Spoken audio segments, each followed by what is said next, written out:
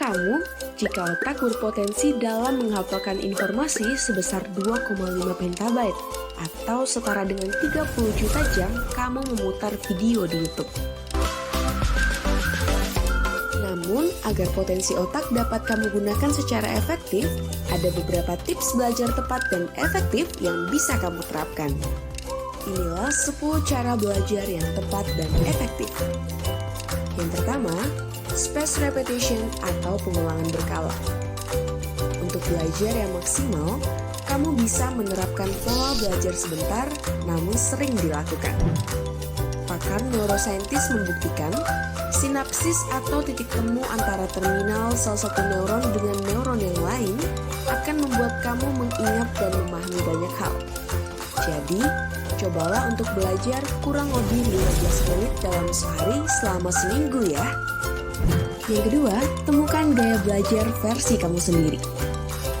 Kamu pasti punya dong cara belajar dengan gaya kamu sendiri yang mungkin berbeda dengan orang lain.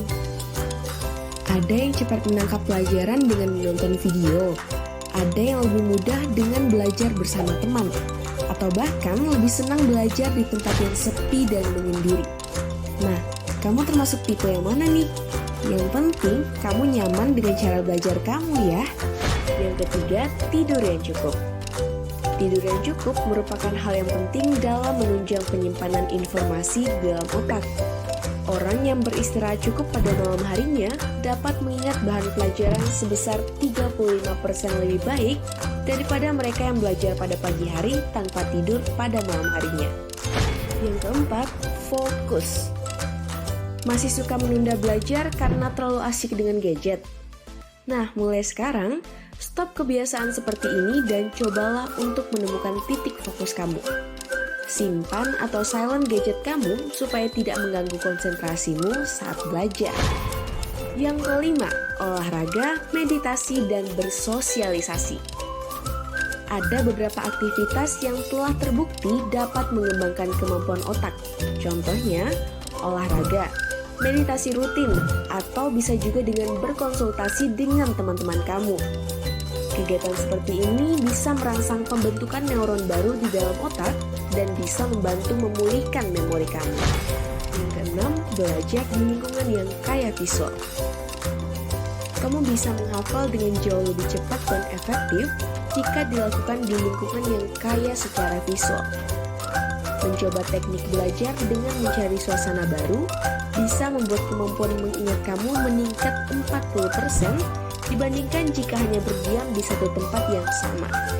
Yang ketujuh, belajar dengan menyenangkan namun serius. Dengan kamu menerapkan pembelajaran yang santai atau menyenangkan, maka kamu bisa mempercepat tingkat pemahaman dan mengingat materi yang sedang kamu pelajari. Yang pertama adalah expression of asking for opinion in informal situation. Coba nih, kamu perhatikan. Yang pertama, what do you think about? Apa pendapat? Yang kedelapan, belajar dengan interval. Agar kamu bisa mengingat sesuatu dalam jangka waktu yang lama, maka ulangi belajarmu secara berkala atau berinterval rutin. Contohnya, ketika kamu akan menghafalkan sebuah kosakata baru di dalam kamus. Cara paling efektif yang biasa diterapkan adalah dengan mereview kata-kata tersebut dalam 1 atau 2 hari ke depan. Yang kesembilan, 30% membaca, 70% mengulangnya. Jika kamu mempunyai waktu sekitar 1 jam untuk mempersiapkan presentasi atau pidato, maka gunakan 20 menit untuk membaca dan mempelajari materi yang akan kamu sampaikan. Kemudian, gunakanlah 40 menit yang tersisa untuk mempraktekkan materi tersebut. Yang ke-10 alias yang terakhir, lakukan tes diri. Setelah kamu selesai belajar dengan materi-materi yang ada, usahakan untuk melakukan tes pada dirimu sendiri secara cepat dari materi yang ada. Buatlah tes cepat yang bisa mewakili materi yang telah kamu pelajari sebelumnya. Jadi, pilihlah cara belajar yang tepat dengan kondisi kamu, karena gak semua cara cocok untuk setiap individu. Tiap individu pasti mempunyai cara dan teknik masing-masing dalam cara belajarnya. Yang penting, buatlah belajar kamu senyaman mungkin, supaya hati dan pikiran juga ikut senang dalam menerima materi yang kamu pelajari. So, selamat belajar ya, dan sukses selalu. Yeay!